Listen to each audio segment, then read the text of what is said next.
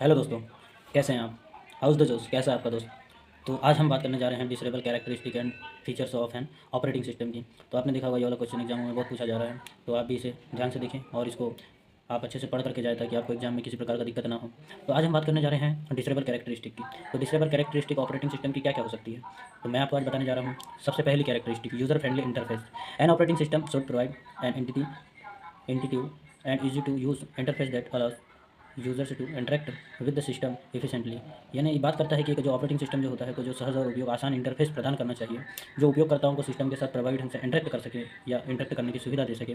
तो देखिए मेरे साथी, मैं आपके लिए जो वीडियो लेकर के आया हूँ यह हिंदी और इंग्लिश दोनों में है। जो हिंदी वाला मेरा भाई है वह भी पढ़ सकता है, इंग्लिश वाला जो है वो भी पढ़ सकता है। तो इसी प्रकार की पीपीटी मैं आपको वीडियो देने के लिए आप मेरा सपोर्ट करें ताकि मैं इसी तरह के आपके पूरे सिलेबस के अकॉर्डिंग वीडियो बना सकूं और लेकर के आ सकूं। तो मेरे जितने भी भाई लोग हैं, मेरे जो स्टूडेंट भी वगैरह हैं जो ऑफलाइन क्लास में पढ़ते हैं, वह भी इसे ज़्यादा से ज़्यादा फॉरवर्ड करें, शेयर करें ताकि बाकी आप जैसे भी कोई भाई लोग हो वो देख सके और इससे उसे को हेल्पफुल मिल सके। दूसरी बात करते हैं, दूसरे कैरेक्टरिस्टिक की बात करते हैं, एफिशिएंसी। एफिशिएंसी क्या करती है? कुशलता। कुशलता जैसे कि आपने पढ़ा होगा, कुशलता होती क्या है? आपको पता होगा कुशलता होती क्या है? सिस्टम के बिना अनावश्यक सीपीयू, मेमोरी या अन्य संसाधनों की खपत के सुचारू रूप से चलते रहता है। ऑपरेटिंग सिस्टम हार्डवेयर संसाधनों का सर्वोत्तम उपयोग करना चाहिए। तो आपको पता होगा कुशलता, किसी भी काम को करने के लिए उसको सबसे ज़्यादा कुशलता की आवश्यकता होती है। तो आज हम बात करते हैं कुशलता की। इंग्लिश वाले पढ़ सकते हैं, the operating system must utilise the hardware. तो इसका जो रिसोर्सेज होता है ऑप्टिमाइजली होता है और जो है ये काम जो करता है कुशल इसके काम करता है। कंज्यूमेशन ऑफ सीपीयू, मेमोरी और अदर जो रिसोर्सेज हैं इससे वह इंटरेक्ट होते हैं। तीसरे की बात की जाती है सिक्योरिटी। सिक्योरिटी होती क्या है? सिक्योरिटी यानी सुरक्षा। सुरक्षा होती क्या है? तो आज हम बात करने जा रहे हैं सिक्योरिटी की। अन ऑपरेटिंग सिस्टम को डेटा, प्रोग्राम और उपयोगकर्ताओं की सुरक्षा निश्चित करनी चाहिए। इसके लिए एक्सेशन कंट्रोल एंड मैकेनिज्म, प्रमाणीकरण, इंक्रिप्शन और दुर्भावनापूर्ण सॉफ्टवेयर से सुरक्षा प्रदान करनी चाहिए।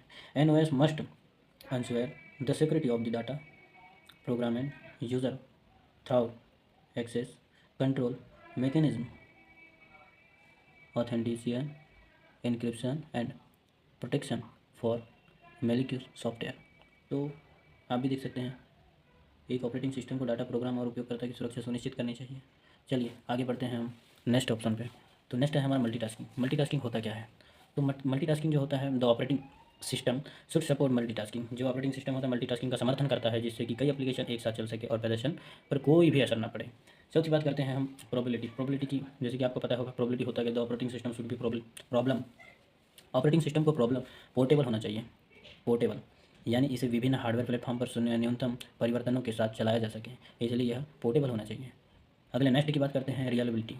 ये होता है क्या? इसको बोलते हैं विश्वसनीयता। विश्वसनीयता किसी भी प्रोजेक्ट, किसी भी कार्य, किसी भी ऑपरेशन को करने के लिए विश्वसनीयता, रिलेबिलिटी की बहुत आवश्यकता होती है। जब सिस्टम शुड बी रिलेबल।